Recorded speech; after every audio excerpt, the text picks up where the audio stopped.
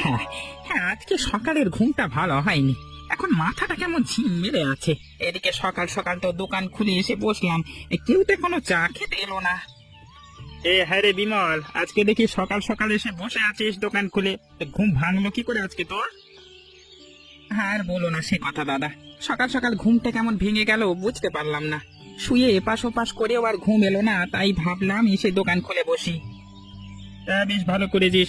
এই সকাল সকাল ঘুম থেকে উঠে কাজ করা ভালো, এতে করে শরীর মন দুটোই ফুরফুরে থাকে। হ্যাঁ, আর ফুরফুরে। সকালে আমার ভালো মতো ঘুম না হলে কোনো কাজই মন বসে না, মাথাটা কেমন ভার হয়ে গেছে। তুই সবাইকে চা খাইয়ে মেজাজ ফুরফুরে করিস আর তুই নিজেই কিনা এই কথা বলিস। আগে নিজে এক কাপ চা বানিয়ে খা, দেখবি মাথা ছেড়ে দিয়েছে। হ্যাঁ, সে কথা আর বলতে। হ্যাঁ, তোমার বলবার আগেই আমি এসে চা খেয়ে নিয়েছি, কিন্তু মনে হচ্ছে মাথাটা ছাড়ছি না কিছুতেই। না হলে আর কি করবার, আমাকে এখন এক কাপ চা দে দেখি, খেয়ে কাজে যাই। কি হে হারান দাদা, আমাকে রেখেই চা খেতে চলে এসেছো? হ্যাঁ, আমায় তো ডাকলেও না একবারও। হ্যাঁ, আমি তো ভেবেছি তুই আগেই চলে এসেছিস বোধ হয়, কিন্তু এখানে এসে না পেয়ে ভাবলাম হয়তো কাজে চলে গেছিস। একা একা কি কখনো কাজে গিয়েছি আমি তোমাকে ছেড়ে? তুমি আর আমি কতদিন ধরে একসাথে কাজ করছি। নে বাবা, আমার ভুল হয়েছে। কই রে বিমল, চা দে তাড়াতাড়ি, না হলে গোপাল যে আমার মাথা খাবে। কি ব্যাপার, আজকে এত সকাল হয়ে গেল এখনো কেউ আমাকে এক কাপ চা দিয়ে গেল না তো? কি গো দিলে, কোথায় গেলে তুমি? আজকে আমাকে কেউ চা দিল না কেন এখনো? বাড়িতে তো কেবল আমাকে দাসীবাদী পেয়েছো, যে সব কাজ আমাকে দিয়ে করাবে। কি ব্যাপার গিন্নি, সকাল সকাল তোমার মেজাজ চড়ে আছে কেন? আর চা নিয়ে তুমি এলে কেন? মালতী কোথায়? সে মুখপুরি কি কাজে এসেছে নাকি? একদিন আসে আর 3 দিন আসে না। এত করে বলি ওকে কাজ থেকে ছাড়িয়ে নতুন কাউকে নাও, আমার কথা কি তোমার কান অব্দি যায়? হ্যাঁ, যায় না তো। এই আকালের বাজারে কাজের লোক খুঁজে পাওয়া বড়ই দুষ্কর গিন্নি। এখন আর কেউ কারোর বাড়িতে কাজ করতে চায় না। কাজ করতে চায় না বলে কি তুমি সারা বাড়ির সব কাজ আমাকে দিয়ে করাবে? আমি কি একা এত কাজ করতে পারি? একটু কটা দিন কষ্ট করো গিন্নি, এ মাসে আমি মালতীকে ভালোভাবে বুঝিয়ে বলবো, কিন্তু এর পরেও যদি ও না শুনে তবে এ মাসে ওকে ছাড়িয়ে দেব। আগে লোক খুঁজে তারপর ওকে ছাড়িয়ে দিও, না হলে লোক না খুঁজে ওকে ছাড়ালে আমি এত কাজ করব কি করে? তুমি তো সব দিকে আছো দেখছি, রাখতেও চাও না আবার ছাড়তেও চাও না। এমন হলে আমি কি করবো বলো দেখি? বেশ তো, তাহলে তুমি থাকো তোমার সংসার নিয়ে, আমি গেলাম তবে। কে করে এই সংসারের কাজ আমিও দেখি। গিন্নি, এই তোমার এক দোষ, কিছু বলবার আগে রেগে যাও। শোনো আমার কথাটা তো শোনো আগে। আরে আরে, দেখো দেখি কেমন কাঠফাটা রোদ উঠেছে, মেয়েটা এখনো বাড়ি এলো না। এত করে বলি রোদে রোদে এভাবে ঘুরিস না, দেখো কালো হয়ে গেলে কে বিয়ে করবে শুনি। ননি, ও ননি, পোড়ামুখী, কোথায় গেলি রে তুই মা? কোথায় যাবো শুনি, একটু খেলতে গিয়েছিলাম, এসেই কলপাট থেকে হাত মুখ ধুয়ে এলাম। এই গরমে রোদে রোদে ঘুরে বেড়াস বলি বলি আমার কথা কি তোর কানে যায় না নাকি রে? হ্যাঁ, তোর কদিন স্কুল ছুটি হয়েছে অমনি পাখনা গজিয়েছে। সারাদিন বাড়িতে বসে কি করবো শুনি? আমার জন্য তো আর অষ্টব্যঞ্জন রান্না করে রাখো না যে বাড়িতে বসে বসে খাবো। কোন জমিদারের মেয়ে রে তুই শুনি? হ্যাঁ, কোন জমিদারের মেয়ে? মোটে ভাত জোটে না, তার উপর মেয়ের আবদারের শেষ নেই। বলি আমাদের ছোটবেলায় আমরা ভাতের মার খেয়ে কাটিয়েছি রে, তোকে তো তাও নুন ভাত হলেও সামনে দিই। হয়েছে মা, হয়েছে। আর কতদিনের এইসব গল্প শুনে ভাত খাবে আমায়? আজ কি রান্না করেছো? পটল ভাজি করেছি, আর কড়াইয়ে ডাল রান্না করেছি রে মা। ঘরে কিচ্ছুটি ছিল না, কমলা 2টো পটল দিয়েছে, তাই এনে ভাজি করলাম। রোজ রোজ এইসব নিরামিষ খেতে আমার ভালো লাগে না মা, আমাকে একটু মাছ রান্না করে খাওয়াবে। তোর বাবা কত কষ্ট করে মাঠে কাজ করে সংসার চালাচ্ছে, আর তুই তো সবই দেখিস রে মা। তার উপর আবার এত দাম দিয়ে মাছ কেনা তো আমাদের জন্য সম্ভব নয় রে মা। আমি কিছু চাইলেই কেবল অভাবের ছুতো দিয়ে পার পেয়ে যাও তো মা তোমরা। না রে মা, সব বাবা মায়েরাই চায় সন্তানকে ভালো মন্দ খাওয়াতে, ভালো রাখতে, যখন নিজে সন্তানের মা হবি তখন বুঝবি। হয়েছে হয়েছে, আর বক্তৃতা দিতে হবে না তোমাকে, এবার তুমি খেতে দাও, ভাত তো ঠান্ডা হয়ে গেল সব। যা পাকা হয়েছিস না তুই ননি, এই মেয়েটাকে নিয়ে যে আমি আর পারি না। আদেশ করেন জানা মোর গুরুজনে, আমি যেন সেই কাজ করি ভালো মনে। ও মা, মা, ও মা, রান্না হলো তোমার? যে একটু পড়তে বসিয়েছি অমনি খাবার বায়না শুরু করেছি। আজ কদিন ধরে তোর একটুকু পড়া হচ্ছে না, তোর বাবা এলে খেতে দেবো, এখন মন দিয়ে পড়। বাবা তো অন্যদিন তাড়াতাড়ি চলে আসে, আজ এখনো এলো না কেন? আমার যে বড্ড খিদে পেয়েছে। এই তো বাবা চলে এসেছে। এতক্ষণ কোথায় ছিলে বাবা তুমি? তুমি আসছো না বলে মা আমাকে এখনো খেতে দেয়নি।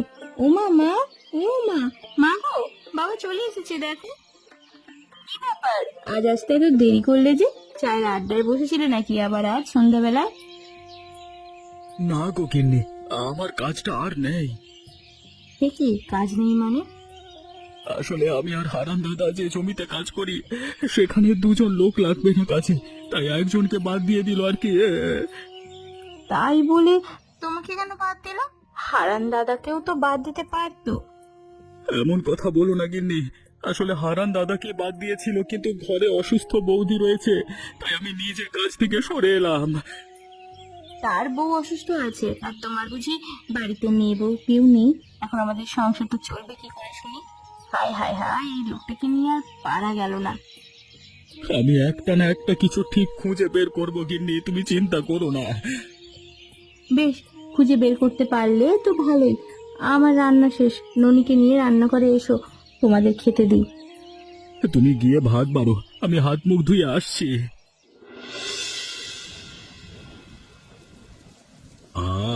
যা গরমটাই না পড়লো, সারা গায়ের মানুষ সব হাঁসফাঁস করছে একটু স্বস্তির জন্য। অবশেষে বিকেলের বৃষ্টিতে ধরনী ঠান্ডা হয়েছে। আহা, বাহ দিন্নি, বৃষ্টির পরে বিকেল বেলায় এমন এক বাটি মুড়ি মাখা খেতে বড্ড মন চাচ্ছিল। তুমি কি করে আমার মনের কথা বুঝে ফেলো বলো তো? হয়েছে হয়েছে, আর মিষ্টি মিষ্টি কথার জালে আমাকে ফাঁসাতে হবে না। বৃষ্টি হলে দেখো, আমারও বড্ড মুড়ি মাখা খেতে মন চাইছিল, তাই বানিয়ে নিয়ে এলাম। তুমিও বসো না, দুজনে বসে মুড়ি মাখা খাই। লজ্জার মাথা খেয়েছো নাকি? এই বুড়ো বয়সে কাছারি ঘরে বসে দুজনে মুড়ি মাখা খেলে লোকে কি বলবে? হ্যাঁ, লোকে কি বলবে বলো তো দেখলে? যে যা বলে বলুক গে, আমার গিন্নিকে নিয়ে আমি মুড়ি মাখা খাবো, তাতে লোকের কি আসে যায় শুনি। হয়েছে হয়েছে, বুড়ো বয়সে যত সব ভীমরতি। তুমি খাও, আমি হাতের কাজগুলো সেরে নিই। বাবু আছেন নাকি? কে কে এলো আবার এই অবেলায়? আগে আমি গোপাল বাবু, আমি আপনার কাছে একটা সাহায্য চাইতে এসেছিলাম। ও গোপাল, তো কি সাহায্য চাইতে এসেছিস গোপাল? আসলে আমি তো হরিহর কাকার জমিতে কাজ করতাম, কালকে আমাকে কাজ থেকে ছাড়িয়ে দিয়েছে। এখন আপনি যদি আমাকে একটা কাজ দিতেন। কিন্তু এখন তো আমার হাতে কোনো কাজ নাই রে গোপাল। আসলে কদিন আগেই তো মানিককে দিয়ে লোক ঠিক করে কাজে লাগালাম, এখন তো লোক লাগবে না। আমাকে যে কোনো কাজ দিলেই আমি করব বাবু, কাজ না হলে যে বউ বাচ্চা নিয়ে না খেয়ে মরতে হবে। তুই তো আমাকে আচ্ছা মুশকিলে ফেলে দিলে গোপাল। আচ্ছা তুই বাড়ি যা, আমি দেখি কিছু একটা করা যায় কিনা তোর জন্য। তবে আমি আশায় বুক বেঁধে বাড়ি গেলাম বাবু। লোকটা সেই সকালে উঠে কাজের খোঁজে বেরিয়েছে, এখনো তো বাড়িতে এলো না। কোথায় কোথায় ঘুরছে কে জানে। মা, ও মা, এই দেখো আমি কি এনেছি, কি সুন্দর দেখে কচু শাক এনেছি দেখো। এ কি রে, তুই কচু শাক পেলি কোথায়? বিলের দিকে গিয়েছিলিস তুই? না মা না, ঝিলের পাড়ের জমিতে যাইনি আমি, ঘোষবাড়ির ডোবার ধারে দেখি কি সুন্দর সুন্দর কচু শাক হয়ে আছে, তাই কটা শাক তুলে নিয়ে এলাম। ঘোষ গিন্নি যা মুখ ছোট স্বভাবের, দেখতে পেলে তোর বাড়ি এসে গুষ্টির উদ্ধার করে দিয়ে যাবে একদম। ঘোষ গিন্নি বাড়িতে নেই বলেই তো শাক নিয়ে আসার সুযোগ পেয়েছি, এ বাড়িতে থাকলে আর কি সুযোগ পেতাম নাকি? কোথায় গেছে ঘোষ গিন্নি? শুনলাম তো বাপের বাড়ি গেছে নাকি দুদিনের জন্য, তার পিস্তু তো ভাইয়ের বিয়েতে। আচ্ছা যা, এখন শাকগুলো কেটে ফেল দেখি রান্নাঘরে গিয়ে। হ্যাঁ গো, সকালে উঠতে না উঠতে কোথায় গিয়েছিলে তুমি? কাজ খুঁজতে বেরিয়েছিলাম গিন্নি, কেউ একটা কাজ দিল না। এখন শেষ ভরসা রায় বাবুকে কালকে বলে এসেছিলাম, আজকে বিকেলে আবার যাব একবার। গোপাল দাদা, গোপাল দাদা বাড়িতে আছে নাকি? হ্যাঁ, আরে মানিক যে, কি সৌভাগ্য আমার, রায় বাবুর সহকারী আজকে আমার বাড়িতে এসেছে। কোথায় যে বসতে দিই তোকে। থাক থাক, আমাকে বসতে দেওয়ার আসবাব নেই তোমার বাড়িতে, বসবার জন্য আমি আসিনি। নেহাত রায় বাবু পাঠালো তাই এলাম। কি কাজে পাঠিয়েছো গো মানিক দাদা? রায় বাবুর হাটের বাসে যে জমিটুকু পড়ে আছে, সেখানে তোমাকে দোকান দিয়ে ব্যবসা করতে, মানে ব্যবসা করে খেতে বলেছে। তাই নাকি? এটা তো খুব ভালো খবর। আমরা নিজেদের ব্যবসা করলে আর কারোর ওপর ভরসা করে থাকতে হবে না। হ্যাঁ গিন্নি, একদম ঠিক বলেছো তুমি, আমার যে কি ভালো লাগছে। হ্যাঁ, এখন মন দিয়ে ব্যবসা করো, আমি তুমি গেলাম। হ্যাঁ, কই রে ননিমা, তাড়াতাড়ি লুচিগুলো গোল করে বেলে দে দেখি আমাকে, আমি গরম গরম তেলে ভেজে ওঠাই। এই পথে একটু বাদে লোকজনের আনাগোনা শুরু হবে। হ্যাঁ, আমি করছি বাবা। ভাগ্যিস রায়বাবু তোমার ওই জায়গাটা দিয়েছিল, না হলে তোমাকে পথে পথে ঘুরতে হতো। শুধু কি তাই রে মা, তো ঠাকুমার থেকে আমি ছোটবেলায় একবার লুচি বানানো শিখেছিলাম, আজকে এই গুণই আমার কাজে লাগলো। তোমার হাতের লুচি তো আমি খেয়েছি বাবা। দেখবে হাটে যারা আসবে সকলে সকলে তোমার বানানো লুচি খেয়ে ভীষণ প্রশংসা করবে। তাই যেন হয় রে মা, এখন লুচিগুলো দে আমাকে, তেলে ভেজে উঠিয়ে নি। গোপাল, দারুণ একটা ব্যবসা দিয়েছিস এই হাটের প্রতি। হ্যাঁ, সকাল হলেই কত লোক না খেয়ে হাটে আসে, কাজে বের হয়। এখন থেকে তোর দোকান থেকে সবাই লুচি খেয়ে যেতে পারবে। হ্যাঁ, শুধু কি লুচি নাকি, তার সাথে আলু পোস্ত তরকারি আছে, যত খুশি খাবে কাকা বাবু। হ্যাঁ রে মা, তাই তো সকাল সকাল খবর পেয়েই চলে এলাম। গোপাল নিজের কাজ ছেড়ে আমাকে সুযোগ করে দিয়ে কি উপকারটাই না করে এলো। তাই তো তোর দোকানের প্রথম খদ্দের হয়ে এলাম আমি। খুব ভালো করেছো দাদা, পরোপকার করলে আমাদের মন আরো বড় হয়। তোমাকে কি লুচি তরকারি দেবো নাকি? দিদি মানে? আরে, তোর দোকানের প্রথম ক্রেতা হব বলি তো তড়িঘড়ি করে চলে এলাম। ঠিক আছে দাদা, তুমি বসো, এক্ষুনি তোমাকে লুচি তরকারি দিচ্ছি। হ্যাঁ রে মা, তুই বাসন আর জল দে, আমি লুচি তরকারি দিচ্ছি। ঠিক আছে বাবা। হ্যাঁ রে ননি, হাত চালিয়ে কর মা, এক্ষুনি তো লোকজন খেতে চলে আসবে। এখন তো মানুষ আমার দোকানের গরম গরম লুচি না খেয়ে যায় না। করছি বাবা, কিন্তু কদিন বাড়ি তো আমাদের স্কুল খুলবে, তখন একা হাতে সব করবে কি করে তুমি? সে নিয়ে আমার কোনো চিন্তা নাই রে মা, তোর মা বাড়ি থেকে লুচি বানিয়ে আনলে আমি কেবল ভেজে গরম গরম লুচি বিক্রি করব। কি হে গোপাল দাদা, নতুন দোকান দিয়ে তো একেবারে আমার দোকানের চা খেতে যাওয়া ভুলিয়ে গেছো।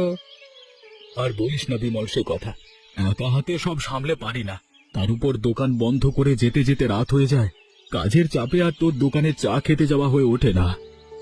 তুমি না গেলেও আমি কিন্তু ঠিকই তোমার দোকানের গরম গরম লুচি খেতে চলে এলাম। এখন আমাকে লুচি দাও দেখি। ননিমা, আমি এদিকটা দেখছি, তুই কাকাবাবুকে গরম গরম লুচি তরকারি দে দেখি।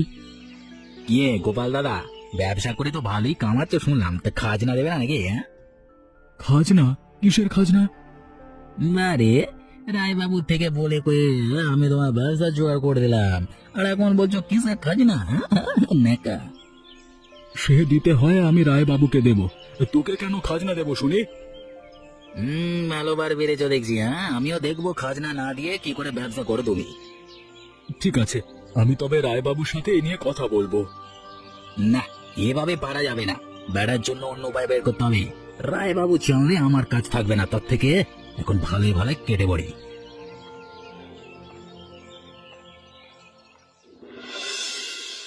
আজকে ঘুম থেকে উঠতে কেমন দেরি হয়ে গেল, রাতে একটু ঝড় বৃষ্টিতে ঠান্ডায় ভালো ঘুম হয়েছে। হ্যাঁ, একদম ঠিক বলেছো বাবা, আমি তো কিছু টেরই পেলাম না কখন বৃষ্টি হলো। এখন সবাই আসার আগেই আমাদের লুচি বানানো শুরু করতে হবে। এ কি বাবা, দোকান এমন ভাঙলো কি করে আমাদের? হায় হায় হায়, আমার এই কি সর্বনাশ হয়ে গেল গো, এখন আমি আবার দোকান করব কি করে? হাতে যা টাকা ছিল সব যে আমি দোকানের পিছনে লাগিয়েছি। শান্ত হও বাবা, একটা না একটা উপায় ঠিক বের হবে। তুমি এভাবে ভেঙে পড়লে কি করে চলবে বলো? আমার যে সব শেষ হয়ে গেল রে মা, এখন আমি সংসার কি করে চালাবো? এই দোকানটাই যে আমার শেষ ভরসা ছিল। আবারও কারো কাছে চেয়ে চিনতে টাকা ধার নিয়ে তুমি ব্যবসা শুরু করো বাবা, এভাবে ভেঙে পড়লে চলবে না। তাই তো, আশেপাশের অনেকের দোকান তো অক্ষত আছে, তাহলে কেবল আমার দোকান কি করে ভাঙলো? আচ্ছা, এই নিয়ে পরে ভাবা যাবে। এখন চলো আমরা বাড়ি যাই। ঠিক আছে, চল মা।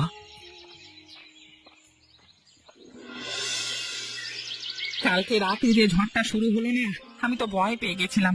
ভেবেছিলাম এই বুঝি দোকানটা ভেঙে যায়, কিন্তু পরে তো আর তেমন ঝড় হয়নি, তাই এ যাত্রায় রক্ষে। কি হে গোপাল দাদা, আজ বুঝি সকাল সকাল দোকানে লুচি বিক্রি শেষ? না হলে তো এই কদিন তোমার এক টিকিটারও দেখা মেলেনি। না রে বিমল, আমার দোকানটা কালকে রাতে ঝড়ে ভেঙে গেছে, তাই আর আজকে বেচা কেনা করতে পারিনি। সে কি কথা, কি বলো কি তুমি গোপাল দাদা? আমাদের কারোর দোকানের কোনো ক্ষতি হলো না, শেষে কিনা তোমার দোকান ভেঙে গেল। জানি না রে বিমল, কি থেকে যে কি হয়ে গেল। আমার মন বলছে অন্য কোনো কারণ আছে। কাল তো কেবল হালকা ঝোড়ো হাওয়া বয়েছে, আর এতে তেমন একটা শক্তপোক্ত দোকান ভাঙতে পারে না এমন। কি ব্যাপার গোপাল, সূর্য আজকে কোন দিকে অস্ত গেল? আরে তোকে তো আর এই চায়ের আড্ডে পাওয়াই যায় না। আর সে কথা বলো না দাদা, এই গোপাল দাদা লুচির দোকানটা ভেঙে গেছে। এখন আমরা গরম গরম লুচি খাবো কোথায়? সে কি রে, আমি তো শুনলাম না কিছুই। কিভাবে হলো এসব? কালকে রাতে যে হালকা ঝোড়ো হাওয়া বয়েছিল, তাতেই বোধহয় ভেঙে গেছে। কি বলিস কি? এত সামান্য হাওয়ায় এই দোকান তো ভেঙে যাবার কথা নয়। এখন আমার আর কোনো মূলধন নেই যে দোকান মেরামত করব। যা টাকা জমানো ছিল সব ব্যবসা লাগিয়েছিলাম। আমি বলি কি, তুই এই ভাঙা দোকানই আবার সব নতুন করে শুরু কর। তোর ভাঙা দোকান দেখে দেখবি আগের থেকে আরো অনেক লোক বেশি হবে। হ্যাঁ, সেটা কিভাবে দাদা? আরে মানুষ যখন দেখবে তোর দোকান ভেঙে যাবার পরেও তোর ব্যবসায় আগ্রহ কমেনি, তখন দেখবি সবাই তোর দোকানে আসবে। তাহলে তো তাই করতে হবে, এছাড়া যে আমার আর কিছু করবার নেই। এখন আমাদের দুজনকে কড়া করে লেবু দিয়ে রং চা করে দে দেখি বিমল। এক্ষুনি দিচ্ছি বাবা। তোমার কি মনে হয় বাবা, আমাদের এই ভাঙা দোকানে আবার আগের মতো লোক আসবে লুচি খাওয়ার জন্য? আসবে বই কি রে মা, ঠিক আসবে। আমার দোকান হালকা ভেঙেছে, কিন্তু আমার লুচি স্বাদ হারায়নি। আজকে থেকে আমরা এবার পুরো দমে লুচি ভাজা শুরু করব। ঠিক আছে বাবা, আমি তাহলে লুচি বানিয়ে দিই, আর তুমি তুমি ডুবো তেলে গরম গরম ফুলকো লুচি ভেজে নাও। এই তো গোপাল, একদম একটা কাজের কাজ করেছিস। হ্যাঁ, এই অদম্য ইচ্ছাই তোর ব্যবসার উন্নতি নিয়ে আসবে। দোকান ভেঙেছে বলে মনোবল ভাঙা চলবে না দাদা। আবার পুরো দমে কাজ শুরু করে দিলে দেখবে আগের মতোই আয় হচ্ছে। তোরা সবাই পাশে থাকলে আমার ভাঙা দোকানে গরম গরম লুচি বিক্রি করব। তোদের জন্যই তো আমি আবার নতুন করে ভরসা পেলাম। এখন দে দেখি তোর ভাঙা দোকানের গরম লুচি দে আমাদের। সকালে না খেয়ে চলে এসেছি তোর দোকানের গরম লুচি খাবো বলে। আমিও তো এখন থেকে সকাল সকাল ঘুম থেকে উঠি চলে আসবো তোমার এই ভাঙা দোকানের গরম লুচি খেতে। হ্যাঁ হ্যাঁ, বেশ, তো তোদের যখন মনে চাইবে চলে আসবি। তাড়াতাড়ি দে আমাদের। ওই দেখ, লোকজন আবার লুচি খেতে আসা শুরু করেছে। এরপরে আমরা আর ভাগে পাবো না কিছু। কাল থেকে তো আমার স্কুল খুলে যাবে বাবা, একা হাতে তুমি সব করতে পারবে তো? হ্যাঁ রে মা, এখন তো আমার উঠতি ব্যবসা, এখন না পারলে যে আবার মুখ থুবড়ে পড়বে। বাড়ি থেকে তোর মা লুচি বানিয়ে দিলে আমি কেবল গরম গরম লুচি ভেজে বিক্রি করব। হারান কাকা এই ভাঙা দোকানটাতেই লুচি বিক্রি করতে বলে বন্ধ করেনি বাবা, তিনি বুদ্ধি দিয়েছিলেন বলেই না আজ আমাদের আবার ব্যবসা শুরু হলো। ঠিক বলেছিস রে মা। ইয়ে গোপাল দাদা, আবার দেখছি উঠে দাঁড়িয়েছ। বাবা, দড়ি চলে গেছে কিন্তু বল যায়নি এখনো, তাই ভাঙা দোকান চালাবে নাকি না আমায় খাজনা দেবে? কি বলতে চাইছিস কি তুই মানিক? কি বলতে চাই এখনো বুঝতে পারোনি তুমি? তোমার দোকান কি এমনি এমনি ভেঙেছে বুঝি? হ্যাঁ, আমাকে সেদিন খাজনা না দিয়ে রায়বাবুর ভয় দেখালে ভুলে গেলে বুঝি সব? হ্যাঁ, আচ্ছা এই ব্যাপারটা হলে আমিও তো বলি, এমন হালকা বাতাসে কি করে দোকান ভাঙবে? আমার কথা না মানবার ফল এটা। এখন যখন আবার ভাঙা দোকানে গরম লুচি বিক্রি করছো, তখন আমাকে খাজনা দিতে হবে, না হলে কি হবে বুঝতেই তো পারছো। এখন তো কেবল দোকানের এক অংশ ভেঙেছে, এরপরে কি হবে ভেবে দেখো। এই তোর অসৎ আচরণের জন্য অনেক ব্যবসা ছেড়েছে এই হাট থেকে। তোর এই অপকর্মের জন্য মানুষ রায়বাবুর মতো ভালো মানুষকে ভুল বোঝে। আমি আজই তোর সব অপকর্ম বাবুকে বলে দেব। তোমার মতো ভিকিরির কথা বাবু বিশ্বাস করলে তবে তো। আরে আমি যে মেশে থাকি কেউ বিশ্বাস করে না। এ তো নিজের চোখে দেখলে কি আর অবিশ্বাস করা যাবে না মানিক? বাবু আপনি মানে কখন এলেন মানে মানে কেলে পড়েছে। গোপালের ভাঙা দোকানের গরম লুচি খেতে না আসলে তো আমি এর কিছুই জানতে পারতাম না। তোর এই অসৎ আচরণের জন্য গায়ের লোক আমাকে দোষী ভাববে। হ্যাঁ, তোকে উচিত শিক্ষা দেবো আমি।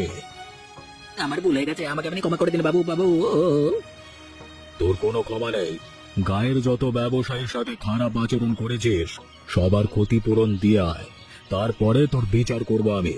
আর গোপাল, তোর এই শক্ত মনোবলের জন্য তোকে অনেক শুভকামনা। আপনি আমাদের পাশে থাকলে হবে বাবু। একবার ভেঙে পড়লেই হাল ছেড়ে দেওয়া যাবে না। সেটা মানুষ তোর এই ভাঙা দোকানের গরম লুচি বিক্রি করা দেখেই শিখবে।